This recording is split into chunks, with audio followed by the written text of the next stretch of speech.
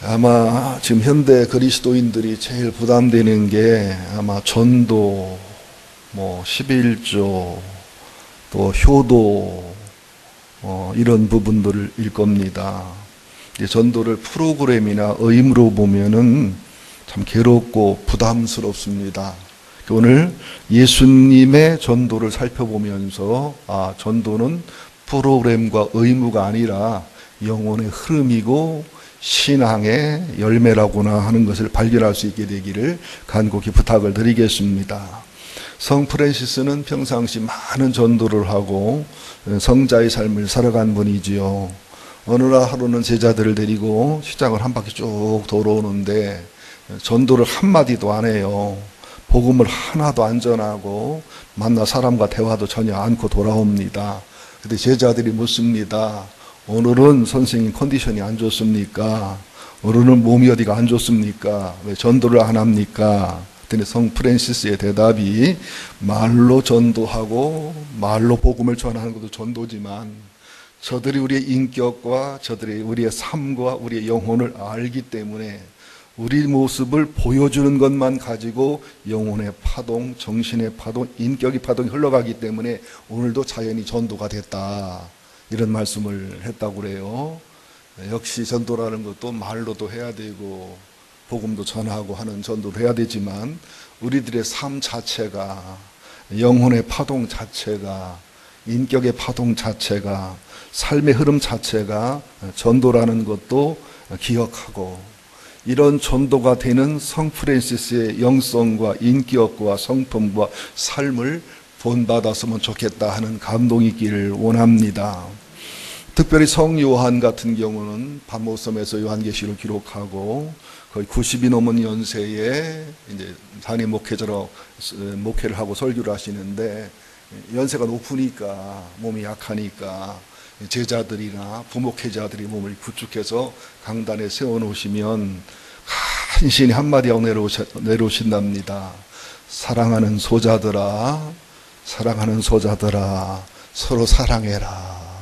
서로 사랑해라. 이 한마디만 하고 내려와도 대굴대굴 둥글고 통곡을 하고 회개가 일어나고 치유가 일어나고 부흥이 일어나더라는 거예요.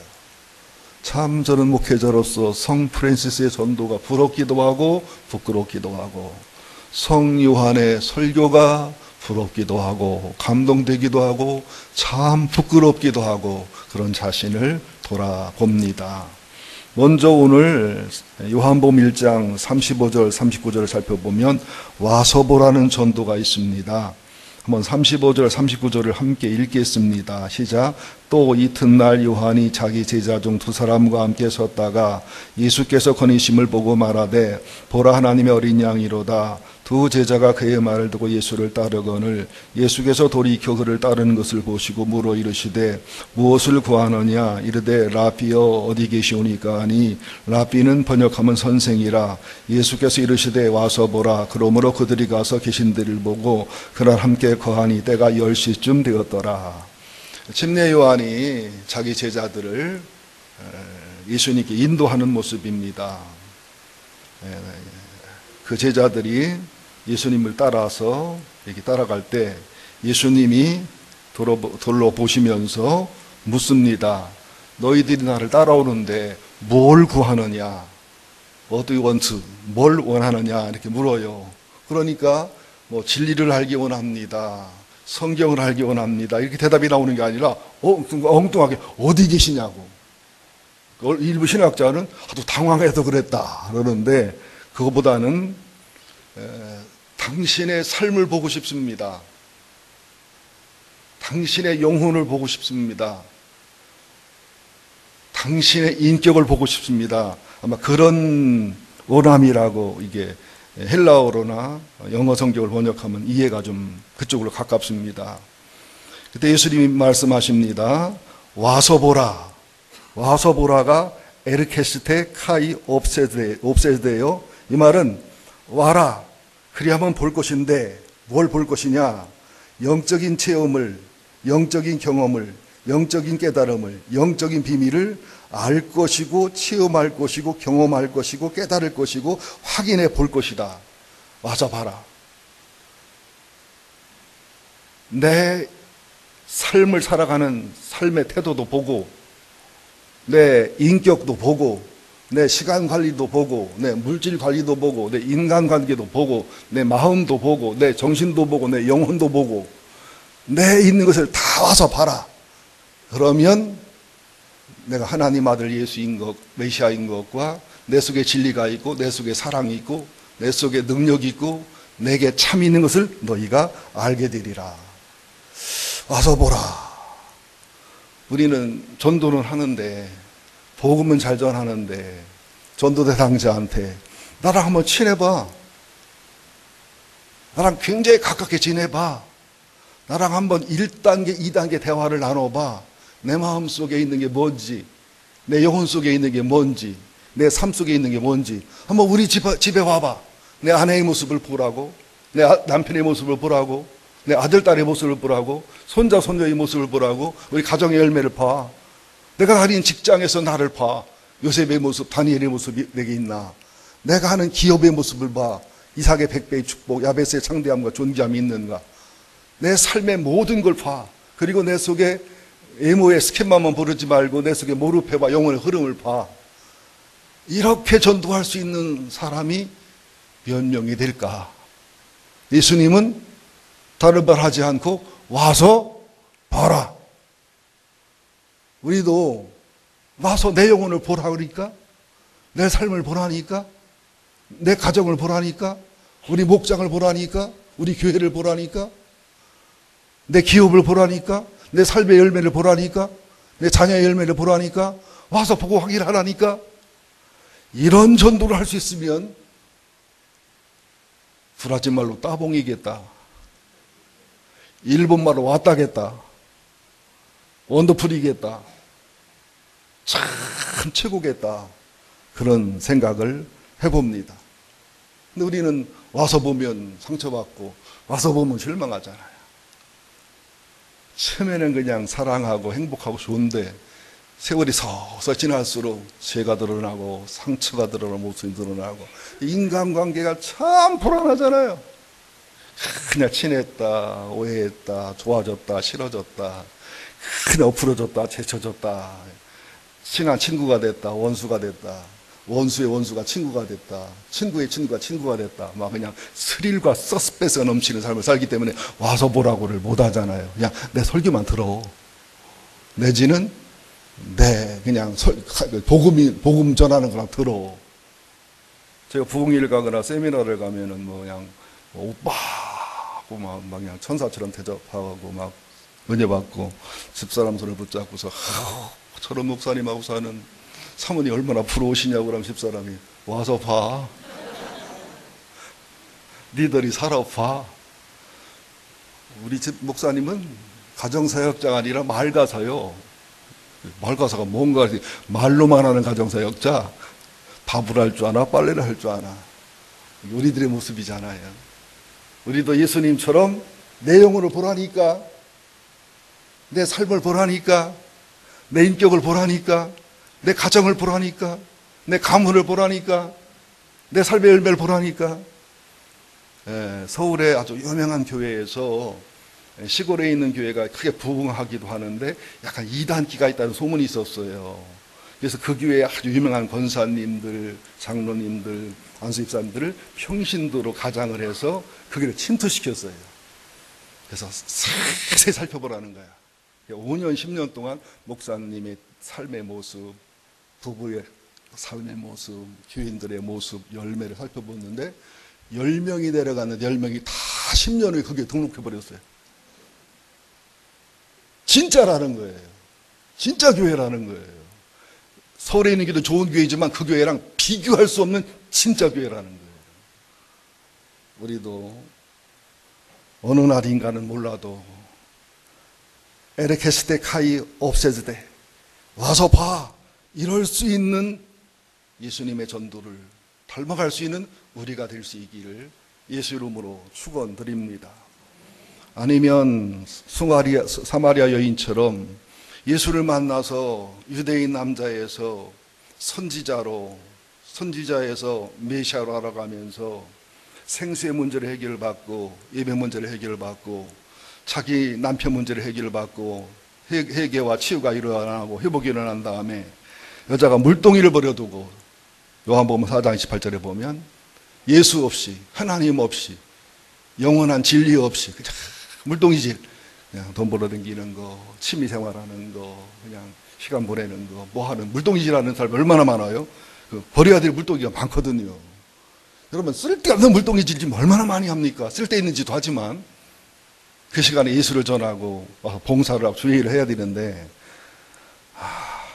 울산에 갔더니 물동이질하는 여자들이 되게 많더라고요. 여기보다. 물동이를 버려두고 동네에 들어가서 내가 향한 모든 것을 말한 사람을 와서 봐라. 내 죄를 드러내고 내 상처를 드러내고 내 남편을 드러내고 내 입의 본질을 깨닫게 해주고 생수의 본질을 깨닫게 해주고, 나는 평생처럼 이런 사람 만났다. 메시아가 아니냐, 그리스도가 아니냐, 와서 봐라. 예수님처럼 와서 날 봐, 이걸 못해도 와서 예수님 한번 만나봐. 우리 위해서 은혜 받아봐. 내지는 예수를 제대로 한번 믿어봐. 이럴 수 있는 전도는 가능하잖아요. 근데 이제 뭐 목사가 자랑할 게 없으면 못 하시거지요. 교회가 자랑할 게 없어도 못 할 거고, 또 예수를 만난 체험이나 예수를 만난 경험이 없어도 예수를 소개하기는 힘드시겠죠. 예수님처럼 와서 봐라 할 수 있어야 되지만, 아니면 내가 만난 예수님, 내가 만난 교회, 내가 만난 목사님, 내가 만난 신앙의 본질, 내가 만난 신앙의 체험을 와서 봤으면 좋겠어. 이런 것도 가능하다고 저는 믿습니다.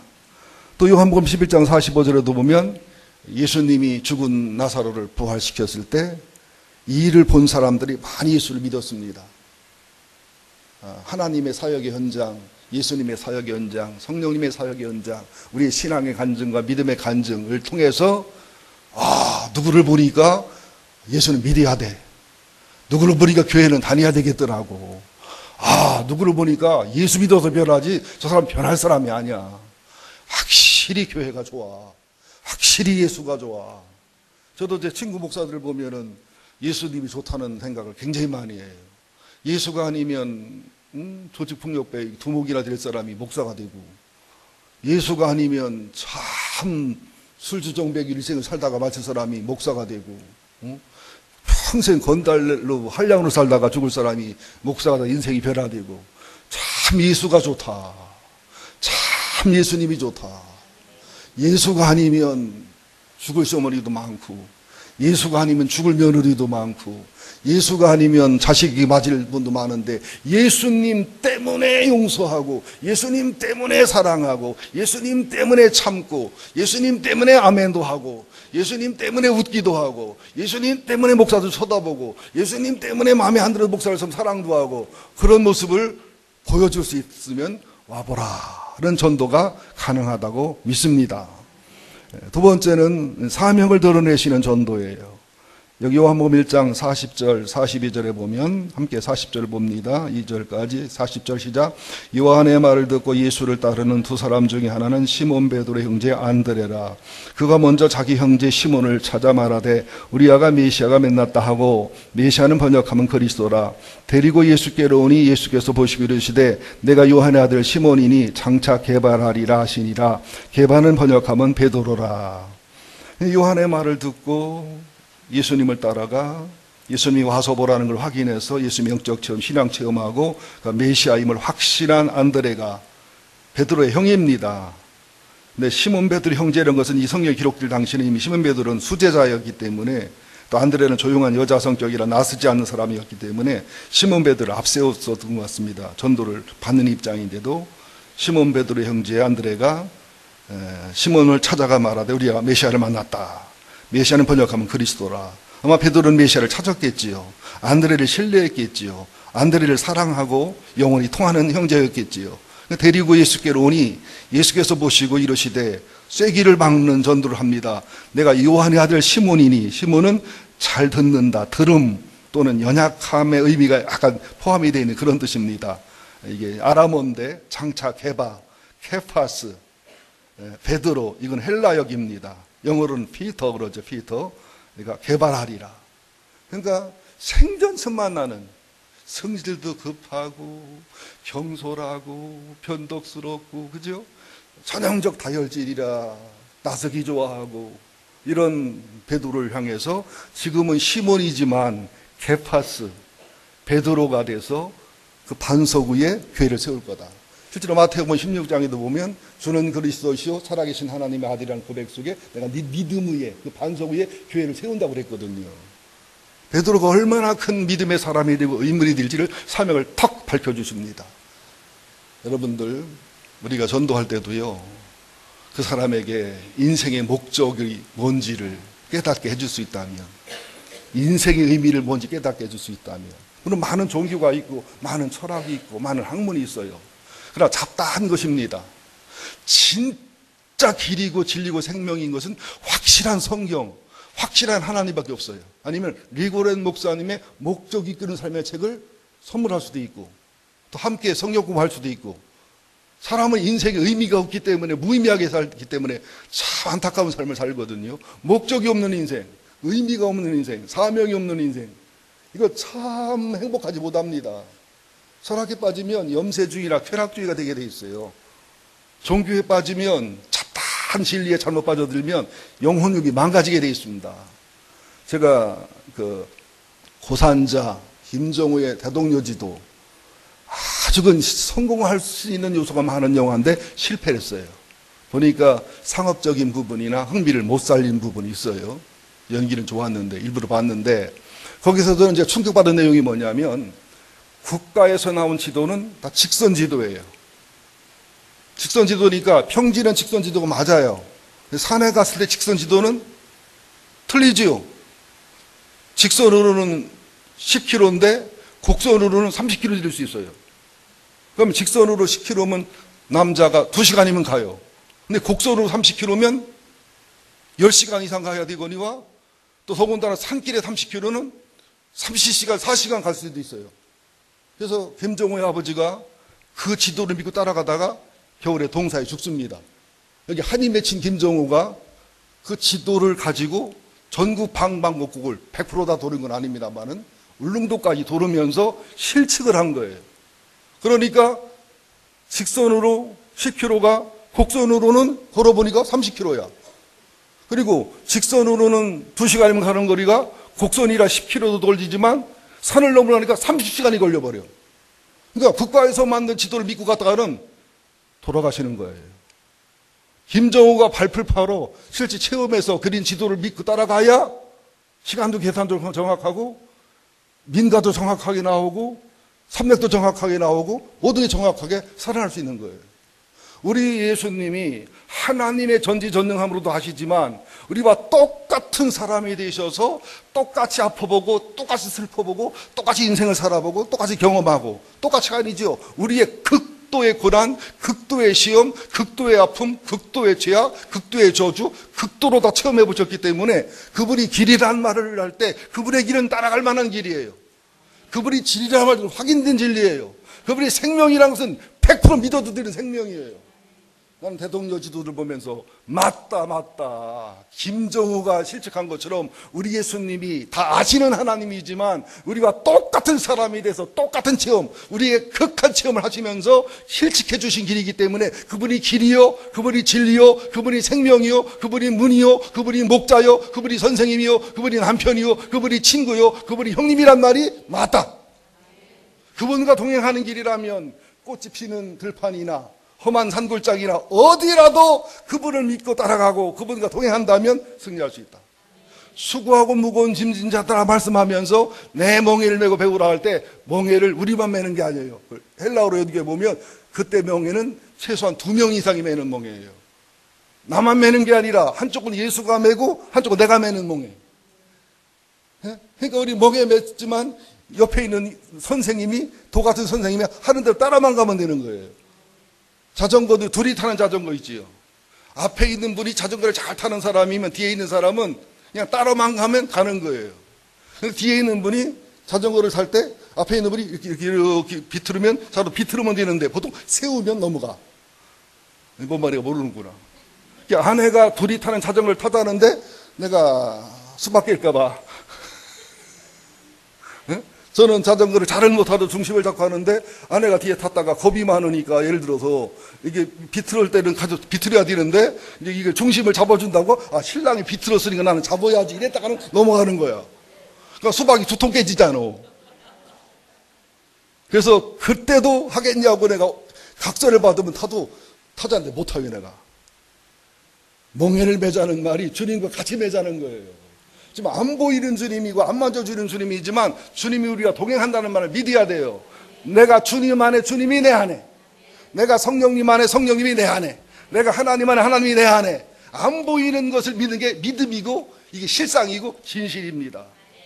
그러니까 예수님이 이 베드로에게 사명을 드러내고 신앙의 본질을 드러낼 때 얼마나 감격이었겠어요.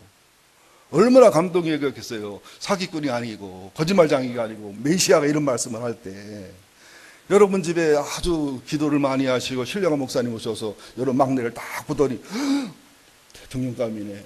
그러면 1번 기분 되게 나쁘다. 2번 막 감동이 온다. 몇 번입니까? 대통령과도 장관감이라 해도 그죠? 굉장히 감동스럽고 은혜가 되겠지요. 보세요. 데리고 예수께로 오니 예수께서 이르시되 내가 요한의 아들 시몬이니, 히브리식으로 시몬이니 듣다, 들음이에요. 개발하리라, 케파스 아람어예요. 이것을 헬라어로 번역하면 베드로, 케파스 베드로라. 피터, 영어로는 피터, 바이라 이런 뜻이지요. 자, 그런데 우리가 이해가 안 되는 게 있어요. 예수님이 요한복음에서 안드레를 통해 베드로를 전도했다고 했는데 누가복음 5장에 보면 갈릴리 바다에서 물고기 잡는데 밤새 못 잡은 베드로한테 깊은 곳에 그물을 내리라고 해서 그죠? 고기를 많이 잡아서 나는 죄인이니 떠나시오 그랬더니 사람을 낚는 어부가 되리라고 그때 불렀다. 그럼 몇 번씩 부르나? 그런데 성경을 입체적으로 봐야 됩니다. 요한복음 1장 41절 42절에서 안드레를 통해 베드로를 전도한 것은 사명을 밝혀주고 신앙의 본질을 일러준 것이고 바로 제자로 따랐다기보다 갈릴리에서 일하고 또 자기 생업에 종사할 때 예수님의 때가 되심에 누가복음 5장 1절 마태복음 4장 18절 이하에 보면 동일한 사건입니다. 그때 가서 사람을 낚는 어부가 될 것이니 사명자로서 불렀다는 것이 성경적 해석입니다. 물론 한 번에 불러서 전도할 수도 있지만 밑도 끝도 없이 생전 천만원 사람이 부르다고 간다는 것은 약간 어려움이 있어요. 물론 순종해서 물고기를 많이 잡고 기적을 체험했고 당신은 메시아여 내가 죄인인 걸 알았기 때문에 날 떠나라 고백도 아름답지만 이 점차적으로 불렀다는 것이 성경의 입체적인 기록입니다. 그러니까 하나님의 부르심도 보면 일단 뭐 사명을 깨닫게 하거나 목적 의미를 깨닫게 해서 이렇게 깨닫게 할 수도 있고 2차적으로는 예수님의 신앙의 본질과 믿음의 본질을 깨닫게 할 수도 있고 3차적으로는 사명자 혼자 부를 수도 있고 다윗을 봐도요 사울왕이 살아있을 때 1차로 예비방으로 기름 부음 받습니다. 모르나요? 그 후에 헤브론에서 약 15년이 지난 후에 헤브론에서 유다 일부분의 왕으로 기름 부음 받습니다. 다시 7년 6개월이 지난 다음에 이스라엘 전체 왕으로 기름 부음 받습니다. 3번 기름 부음 받아요. 그죠? 성령의 내주하심, 성령의 충만하심, 성령의 임재와 기름 부으심 다르죠. 내주는 예수만 믿고 아는 거예요. 충만이 있어야 은사가 있고 열정이 있고 임재와 기름 부음이 있어야 능력과 권능이 나타나는 거잖아요. 예수님도 우리를 부르실 때 점차적으로 부를 수 있어요. 우리가 전도한데도 걱정하지 마세요. 다른 교회에서 전도가 될 수도 있어요. 또 몇 번 왔다 안 와도 한 번 왔다 간 게 중요해. 다시 또 이제 또 인생의 고난과 고통을 깨닫고 2차로 교회를 올 수도 있는 거예요. 그러니까 그냥 걱정만 하지 마시고 그냥 편하게 데려오세요. 밥 한 끼 먹고 가라고. 그냥 우리 교회 다녀가라고 이렇게 불러도 됩니다. 근데 전도를 할 때 지혜롭게 이런 잘 하셔야 돼요. 딸 4번째 낳았지. 예수만 믿어봐. 5째 아들 낳아. 그럴 수도 있지만 그거는 상당 도박이에요. 또 딸 낳으면 뭐라 할 거요. 예수 믿었지? 병 100% 날 거야. 어디 100%나 예수도 100% 안 고치는데 죽을 사람은 죽고 살 사람 바래야지. 생각해봐. 예수님이 계속 죽은 사람 살려봐. 지구가 어떻게 되라고 죽은 사람 계속 살려놓으면. 죽었다 다시 죽었지. 살았다 죽었지 다시. 그렇잖아요? 아니, 웃는 게 지금 비웃는 거예요? 아멘 하는 거예요? 실제로 마태복음 16장 16절 이하도 보면 시몬이 고백하잖아요. 주는 그리스도시요 살아계신 하나님의 아들입니다. 그 반석 위에 주님이 교회를 세우시잖아요. 미래적인 얘기지만. 또 요한복음 21장 15절 이하에도 보면 예수님이 세 번이나 부인한 베드로를 치유하고 회개케 하기 위해서 세 번씩이나 나 사랑하냐고 묻잖아요. 얼마나 힘들고 괴로웠겠어요. 그 회개와 치유가 이루어지면서 내 양을 먹이라고 하면서 사명을 주시잖아요. 그러면서 18절에 보면 내가 진실로 진실로 내게 이르노니 내가 젊어서는 스스로 띠띠고 원하는 곳 다녔거니와 늙어서는 내 팔을 벌리리니 남이 내게 띠띠우고 원하지 않는 곳으로 데려가리라. 이 말씀하시면 베드로가 어떠한 죽음으로 하나님께 영광을 돌 것을 가르쳐 말씀하십니다. 마지막 순교의 사명까지도 이제 이루어 가시는 모습을 볼 수가 있습니다. 우리들도 전도할 때 아들 낳고 딸 낳고 이런 얘기는 좀 사이비 전도입니다. 와서 보라는 전도를 하든지 아니면 그 사람의 사명을 드러내주고 인생의 목적을 드러내주고 의미를 드러내주고 기독교의 가치관을 드러내주고 성경적 가르침을 드러내주고 안 되면 리고렌 목사님의 목적 있는 삶을 읽게 해준다라든지 삶의 보람을 찾게 해준다라든지 얼마나 그렇게 해서 예수님의 복음을 전하는 것. 이게 대통령 지도에 김정호처럼 참 길을 가르쳐주고 이 지도를 봐야 된다. 옛날에는 지도를 국가 지도원에 가서 붓으로 벗겼어요. 벗기면 얼마나 그게 지도 자체가 문제도 많은데 그걸 벗기면 얼마나 문제가 많겠어요. 그래서 김정우가 그걸 목판에 새긴 거예요. 신이 걸어다니면서 그걸 맞게 제대로 걸어다니라고. 이제 김정우의 지도를 구해 다닌 사람은 시행착오 없이 의원부담 없이 잘 다녔어요. 근데 국가에서 만든 지도를 벗겨서 그 복사해서 다닌 사람들은 가다 죽고 시행착오를 무진장이 많이 했습니다. 그러니까 여러분들 잘 들으셔야 돼요. 세상의 길과 진리를 얘기하는 분 많아요.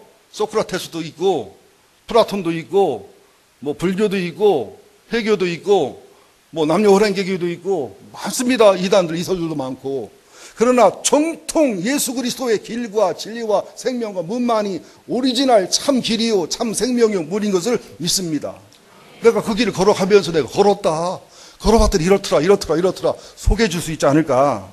전도가 어렵다는 것은 내가 이 신앙생활을 제대로 못한다, 체험이 없다, 간증이 없다, 이런 고백도 되는 거지요. 그 다음에 이제 세 번째는 명령전도입니다. 요한복음 1장 43절 44절 보실래요? 43절 봅니다. 시작. 이튿날 예수께서 갈릴리로 가시려 하시다가 빌립을 만나 이르시되 나를 따르라 하시니 빌립은 안드레와 베드로와 한 동네 베세대 사람이라. 빌립한테는 나를 따라오라 이렇게 전도해요. 또 마태복음 9장 9절에도 보면 예수께서 그곳을 떠나서 지나가시다가 마테라라는 사람이 세관에 앉아있는 것을 보시고 이르시되 나를 따르라 하시니 일어나 따르니라. 참 빌립도 이상한 사람이고 마테도 이상한 사람이요. 어떻게 나를 따르러 온다고 해서 그냥 예수 믿고 교회 다니는 게 아니라 색업을 포기하고 자기를 버리고 제자로서 따라올 수 있을까? 근데 제가 연구를 해봤어요. 마태도 연구해보고 빌립도 연구해보고 명령 전도하는 대상자를 찾아보니까 특징이 나오더라고요. 그분들은 아주 성실한 사람들입니다. 그리고 굉장히 충직한 사람들입니다. 그리고 가정에서나 교회에서나 직장에서 상하 질서가 분명한 사람들입니다.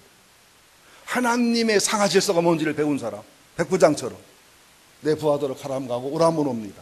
내 상관이 가라함 가고 오라면 옵니다. 주님의 내 집에 들어오면 난 감당할 수 없습니다. 네가 이방인으로서 이 질서를 어떻게 알았느냐? 하나님의 질서에 순응할 줄 아는 사람, 하나님의 질서가 뭔지 아는 사람들은 딱딱 짚어서 나를 따르라 그 한마디에 그들은 딱 버리고 따르고 딱 버리고 따를 수 있었어요. 이것을 우리들에게 적용해보면 어느 굉장히 훌륭한 할아버지, 아버님이 예수를 믿었습니다. 며느리의 전도를 통해서 며느리가 만든 하나님을 경험하고 체험하면서 충격을 받았습니다. 그러니까 그 가문이 한 70명, 80명인데 다 불러 모았어요. 그리고 얘기합니다. 나는 오늘부터 우리 며느리가 믿었던 예수를 믿기로 작정했다. 우리 가문 모두는 예수를 받아들인다. 여기서 2인 3 손 들어봐라. 아무도 손 들어없어요. 그만큼 할아버지는 권위가 있어요. 그 아버지는 권위가 있고 신뢰가 있어요. 영혼이 통하고 진실이 통하고 다 사촌들 파촌 은혜 있고 사랑을 입은 사람들이에요. 그분을 마치 살아있는 신의 비슷하게 영혼의 멘토, 인생의 멘토를 인정하는 분이니까 그분이 한마디 말을 하니까 그냥 70명, 80명 한 가문이 예수를 믿게 되는, 이게 명령전도예요. 우리가 군인이라고 할 때도 계급장만 갖고 안 되고 사단장일 때 내가 정말 사단장으로 사랑하고 섬겨서 그들이 내 사단장님을 위해서는 목숨을 바칠 수도 있다. 사단장님도 나를 위해 죽어줄 수 있는 분이다. 그분의 인격과 삶은 바르고 옳다. 그분의 명령은 어디도 따라갈 수 있다. 그럴 때 사단들에게 나는 예수를 믿기로 했다. 너희 중에 진짜 내 부하라면, 나를 정말 사랑하고 존경한다면 우리 같이 예수 믿자. 특별히 지옥 가기를 결정짓는 사람이 아닌다면 따라올 거라고 믿습니다. 명령전도예요. 이것이 직장에서도 직장 상사로서 덕을 끼쳤다. 사랑을 끼쳤다. 내가 멘토다. 내 말에는 토를 안 달고 정말 날 존경 사랑한다. 아니면 내가 조금 조그만 중소기업체 사장이다. 대표다. 근데 정말로 가족처럼 사랑했고 영혼을 보여줬고 영혼이 통했고 영혼의 멘토가 돼 있고 신뢰를 받고 있다면 나는 예수를 믿는다. 하나님을 믿는다. 나는 당신과 같이 예수 믿고 하나님 믿기를 간절히 원한다. 그 명령전도가 통할 거라고 나는 믿습니다. 우리 교회 중에 한 분이 그런 고백을 하더라고요. 몇 년을 전도가 안 됐는데 이 설교를 듣고서 야, 너 오늘 내일부터 교회 와. 그랬더니 대포 교회 오더라는 거야. 지금 3년째 오다가 이제 안 오는데 다시 또 올 확률이 있어요. 내가 볼 때는. 그렇게 쉬운 걸 고생했다는 거야. 야, 나 오늘 예수 믿거든. 내가 너 사랑하고 소중히 여기고 날마다 우리 기도했어. 너 나 믿어 안 믿어? 아, 믿지요. 신뢰 안 해? 신뢰하죠. 그럼 내일부터 교회 와. 그래서 따라왔어. 3년 동안 따라왔어요. 이제 수료했는데 그래도 다시 2차 전도, 3차 전도가 가능한 분이라는 거지. 이 명령 전도를 할 수 있는 권위, 신뢰, 사랑, 관계, 교제. 이게 평상시의 인격과 삶과 관계 관리가 돼야 가능한 거죠. 미국에 있었던 실화입니다. 한 7, 800명 모이나 1000명 모이는 교회인데 그 앞자리 항상 11시 예배 때 귀신이 들락날락 하는 처녀가 하나 있었어요. 귀신이 충만하진 않아. 들락날락 하니까. 들락날락 하는데 꼭 설교 시간에만 더 들락거려. 그래가지고 아주 은혜가 될 순간 일어나서 뭐라고 막 잔소리를 해. 막 빵 터져오는 순간 왜 꾸지라들 하는 거야? 첩을 쫙 끼얹어. 그러니까 얼마나 힘들고 어려워요. 그러니까 목사님이 막 누구 시켜서 달래보기도 하고 옆자리에 앉아서 입을 막기도 하고 뭐 뒷자리가 앉으라고 하다 절대 통하지 않습니다. 어느 날 목사님 마음에 감독이 파고가 가서 그랬어요. 아무개 네, 깜짝 놀라고요. 예수 이름으로 말하는데 앉았어. 그랬더니 네 하고 앉더래. 앉더니 예수 이름은 말하는데 입 닫고 조용히 있어. 네. 게임 끝났디야. 진짜 그럴그럴했다는 거야. 진짜 그럴그럴했다는 거야. 우리에게는 명령의 힘이 있습니다. 명령의 힘을 발휘하셔야 돼요. 여러분 마귀 하면 무섭지요. 마귀도 우리 무서워요. 산에 가다 호랑이 만나면 굉장히 무섭지요. 왜 정신 차리면 산다는 얘기하면은 우리가 정신을 차리고 늘 똑바로 두고 쳐다보면 저도 무섭기 때문에 기가 죽으면 이 자식은 안 되겠나 간다니까. 여러분 멧돼지 만났을 때 막 소리 지르는 멧돼지가 겁먹었네 이거. 아니면 뒤돌아 뛰면 바비에 쫓아온다니까. 딱 서서 째리면서 너를 마주치면서 겁 안 먹었거든. 너 잡으면 오늘저리 불고기 해먹을 거거든. 그런 표정을 지면서 옆으로 피해가나 나무 뒤에 손가락 이래야지요. 소리를 막 질러 겁을 먹거나 뒤로 돌아 뛰면요 멧돼지는요 직진을 해요 주로. 그 대신 도망가려면 지그재그 도망가면 좀 나. 멧돼지는 직진만 하니까. 별걸 다 가르쳐주네 내가.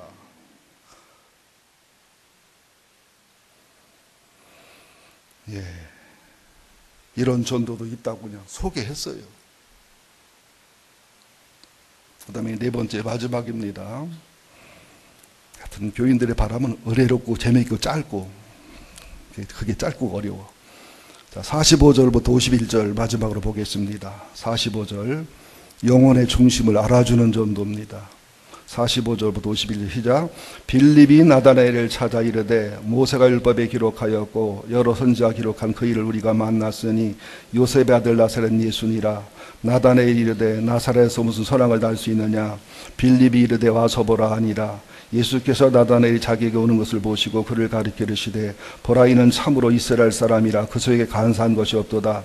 나다나엘이 이르되 어떻게 나를 아시나이까? 예수께서 대답하여 이르시되 빌립이 너를 부르기 전에 내가 무화과나무가 있을 때가 보았더라. 나다나엘이 대답하되 라비여 당신은 하나님의 아들이시요 당신은 이스라엘 임금이로소이다. 예수께서 대답하여 이르시되 내가 너를 무화과나무 아래에서 보았다 하므로 믿느냐? 이보다 더 큰 일을 보리라. 또 이르시되 진실로 진실로 너에게 이르노니 하늘이 열리고 하나님의 사자들이 인자하여 오르락내리락 하는 것을 보리라 하시니라. 빌립이 바로 가서 이제 나다나엘에게 전도하는데 나다나엘이 바돌로메입니다. 이 나다나엘의 특징이 뭐냐면 하나님을 사모하는 사람이고 메시아를 기다리는 사람이고 영혼이 맑고 고운 참 강직한 사람입니다. 너무 강직하다 보니까 친구들 사이에서는 너무 애골수, 바른말 하는 사람, 안 좋은 소문도 있었겠지요. 중심을 모르니까, 영혼을 모르니까. 나사렛 예수를 소개하니까 나다나엘은 솔직한 사람이고 간사하지 않으니까 당시에 나사렛은 조그만 촌입니다. 나사렛은 지금은 상당히 큰 도시가 됐지만 오히려 그 옆에 있는 찌폴이라든지 세파랍이라든지 그 도시가 커요. 오히려 찌폴이가 로마 고린도 주둔하고 대도시였기 때문에 예수님 활동 무대가 주로 나사렛보다 찌폴이 쪽에 가서 했습니다. 발음 찌폴이, 쉐파람 그런 동네. 나사렛은 조그만 동네예요. 그리고 나다나엘은 가나 출신이기 때문에 나사렛을 우습게 볼 수도 있고 실제로 이 갈릴리 북쪽은 유대 아래쪽에서는 멸시하고 천대하는 곳이었고 옛날에 평안도 사람들 한 근 400년간 관직 안 줬잖아요. 홍경래 란도 그래서 난 거 아닙니까? 서름에 복받쳐서. 그런 말을 했을 때 예수님이 그래도 따라오는 나다나엘을 보고서 착한 영혼을 읽어줍니다. 이는 참으로 이스라엘 사람이다. 그 헬라어로 보니까 이제 원어로 보니까 진심으로 하나님을 바라보고 하나님을 사모하고 기다리는 영혼이 밝은 사람, 참 이스라엘 사람이다. 진심으로 메시아를 기다리고 메시아를 사모하는 사람이다. 무화과나무 아래 보았다는 말이 무화과나무 아래서 성경을 연구하며 하나님을 사모하고 성경을 연구하며 메시아를 기다리고 메시아를 사모하고 그 영혼과 진실함이 정말로 하나님께 상달될 만큼 하나님이 알아줄 만큼 그런 사람이었다는 거예요. 그러면서 그 속에 간사한 게 없다. 간사란 말이 돌로스예요. 헬라로 돌로스인데 사기, 기만, 간사함, 배신, 계략, 교살, 교활함, 사악함 사람을 차별해서 대하면서 이익이 될 사람에게는 사기치듯 간사하게 미끼를 던지듯 미끼로 고기를 잡듯 이익 되는 사람한테는 아주 잘해주고 잘해서 내 사람을 만들고 그렇지 않으면 멸시하고 무시하고 상대 안 하는 사람 이게 돌로스예요. 돌로스. 그러니까 미끼로 고기 잡다는 델로에서 나온 말이거든요. 그러니까 생전 처음 만나는 예수님이 처음 보는 자기에게 참 이스라엘 사람이란 영혼을 읽어주고 참 간사하지 않다는 영혼을 읽어줄 때 얼마나 충격이었겠어요. 사람은요 한 사람이라도 내 영혼의 진심을 읽어주면 행복해요. 자살하는 사람들은요 70억 인구 중에 그 한 사람이 없어서 자살하는 겁니다. 내 영혼을 읽어줄 수 있는 내 영혼의 중심을 꿰뚫어 알아줄 수 있는 친구가 한 명이 있고 두 명이 있어도 인생 성공한 사람입니다. 친구가 100명이 아니라 200명, 1000명이 돼도 영혼이 통하지 않는 술이나 먹고 그냥 5단계, 4단계 대화만 하는 것은 그건 절대 인생이 낭비되는 것이지 좋은 현상은 아닙니다. 이때 나다나엘의 고백이 뭡니까? 내 참 이스라엘 사람이라는 내 영혼, 간사한 것이 없다는 내 영혼을 읽어줄 때 충격을 받습니다. 어떻게 나를 아십니까? 빌립이 너를 부르기 전에 내가 무화과나무 아래 있을 때 내가 너를 보았다. 너의 평상시 기도, 네 평상시 성경 읽고 암송하고 묵상 연구하는 거, 평상시 하나님을 사모하고 하나님을 기다리는 거, 메시아를 기다리는 중심을 알았다. 혼자 있었던 게 아니라 하나님 안에 있고 하나님이 그 안에 있었다는 사실을 밝히니까 충격을 받지요. 너무 진실하고 참된 나다나엘이 당신은 하나님의 아들이요 당신은 이스라엘의 임금인 메시아입니다. 예수님 말씀이 내가 네 중심을 알아준다고 네 영혼을 읽어준다고 충격받고 고백하느냐? 나를 따라봐라. 하늘이 열리고 하나님의 사자가 인자에 오르락내리락 하는 더 엄청난 신비와 엄청난 본질을 깨닫게 될 것이다. 그렇게 해서 나다나엘을 전도하고 제자의 길로 이끌어갑니다. 누가복음 19장 1절 이하에 봐도 삭개오도 마찬가지잖아요. 삭개오. 세리장이에요. 돈이 많은 사람이에요. 키가 작아, 인물이 없어요. 얼마나 소문이 안 좋아요, 그 사람은. 돈만 밝히는 사람. 매국노, 인물도 없는 것이 곱추였다는 소문도 있어요. 곱추 주제에, 못난 주제에. 그러니까 여러분들, 소문이 다가 아닙니다. 막달라 마리아는 창녀입니다. 귀신 들렸던 여자입니다. 인간적으로 말하면 인간 쓰레기예요. 흙수저도 아니고 이거는 쓰레기 수저예요. 그런 막달라 마리아가 예수님을 만나 영혼을 읽어줄 때 귀신이 떠나고 회개하고 치유돼서 예수님 부활의 첫 증인이 되기도 하고 예수님을 누구보다 사랑하는 여인이 되고 예수도 사랑하는 여인이 됐고 성경에서 막달라 마리아만큼 위대하고 아름다운 여인이었고 하늘나라 갔을 때 막달라 마리아만큼 위대한 영광과 존귀의 자리에 있을 사람이 없다는 거예요. 의인을 죽이는 가장 좋은 방법은 카다라 소문입니다. 예수님 부활했을 때도 대제사장과 제사장들이 돈을 먹여서 제자들 훔쳐가고 숨겨놓고 시체를 훔쳐놓고 예수 닮은 사람 내놓고 부활했단다. 그래가지고 소문은 예수가 부활한 게 아니라 예수는 죽었는데 시체를 감춰놓고 예수를 닮은 사람을 부활했단다. 유대인은 지금도 태반이 그렇게 믿고 있습니다. 여호와 증인도 인정 안 합니다, 부활을. 이 카다라는 소문, 얼마나 거짓된 소문이 의인을 죽이고 사실인데 진실이 아닌 소문이 얼마나 많아요. 일단 사실이면 다 진실로 진리로 통하는 세상이니까. 진실은 아닌데 또 진리의 기준에 볼 때는 아닌데, 그러니까 세상 사람은 막달라 마리아로 보지만 하늘나라에서는 의인으로 보고, 세상 사람은 삭개로 보지만 주님은 의인으로 보고, 세상 사람은 나다나엘을 보지만 주님은 그 중심에 간섭 없이 중심을 보시는 하나님의 마음을 우리가 가지셔야 됩니다. 우리가 사람을 살리는 방법이 그거예요. 카다라 소문, 거짓, 사실, 진실이 뒤섞여 있잖아요. 그때 그 사람의 영혼을 읽어주는 거예요. 당신은 삭개오. 삭개오는 순결, 전결이라는 뜻입니다. 당신은 나다나엘, 간사함이 없는 진실한 사람. 당신은 막달라 마리아, 창녀고, 그죠? 몸을 파는 창녀고, 귀신 들린 사람이지만 하나님을 사랑하고 사모하는 아름다움 있는 사람. 그때 인생이 변하고 삶이 변하잖아요. 근데 의롭다는 서기관과 바리새인과 사두개인들은 예수를 죽이잖아요. 몰라보잖아요. 껍데기 들어온 게 아니라 영혼이 들어온 게 들어온 거예요. 겉 깨끗한 게 깨끗한 거야. 영혼이 깨끗한 게 깨끗한 거예요. 얼굴만 예쁘다고 여자냐? 마음이 고와야 여자지. 네? 껍데기 신앙생활 잘한다고 신앙 좋은 거냐? 영혼이 하나님을 사모하고, 영혼이 예수님을 사모하고, 영혼이 성령님을 사모하고, 영혼이 하나님을 향해야지. 비록 막달라 마리아의 소문이 난 사람이라도, 삭개오의 소문이 난 사람이라도, 나다나엘의 소문이 난 사람이라도, 마태라고 소문이 난 사람이라도 그 영혼을 보는 것이 하나님의 마음이라는 거예요. 우리는 스테마 외모를 보지 말 모르페를 보는 전도를 하는 우리가 돼야 될 줄 믿습니다. 얼마나 그런 사람이 많은지 몰라요. 윤리적이지 않은데, 도덕적이지 않은데, 참 교회 오면 부끄럽고 창피한 사람인데 영혼은 하나님을 향해 있는 사람이 굉장히 많단 말이죠. 삭개오도 보세요. 자기 이름을 알아주니까, 손만 나는 자기 영혼을 읽어주니까 그 예수를 영접하면서 재산의 절반을 가난한 자들에게 나눠주잖아요. 돈에 미친 사람이면, 돈만 좋아하는 사람이면 그 변화가 일어나겠어요? 토삭한 것을 4배나 갚잖아요. 돈에 미치는 그러겠어요? 영혼을 읽어주는 사람을 만나니까, 영혼을 알아주는 사람을 만나니까 막달라 마리아도, 마태도, 삭개오도, 나다나엘도 다 변화와 치유가 일어나잖아요. 영혼을 읽어줄 때 변화가 일어난 사람은 의인의 영혼을 가진 거예요. 영혼을 읽어주니까 성질을 내는 사람, 영혼을 드러내니까 화를 내는 사람, 영혼을 드러내니까 예수를 향해 일을 바꿔가는 사람, 영혼을 드러내니까 하나님과 멀어지는 사람, 이것은 예식하는 자들이고 껍데기 신앙이고 종교적 삶을 살아가는 사람들이죠. 참 이상하지요. 빛된 진리와 빛된 생명의 말씀에 와서 영혼이 드러나면 영혼에 생긴 대로 반응을 합니다. 예모생긴 대로 반응하는 게 아니라. 그래서 사람은 인물값을 하지만 못생겨도 인물값을 해요. 꼴값을 하기 때문에. 영혼의 인물값을 좀 했으면 좋겠어요. 영혼의 꼴값 떨지 마시고 제발. 이 말이 기분 나쁘면 영혼 이상한 사람이야. 네?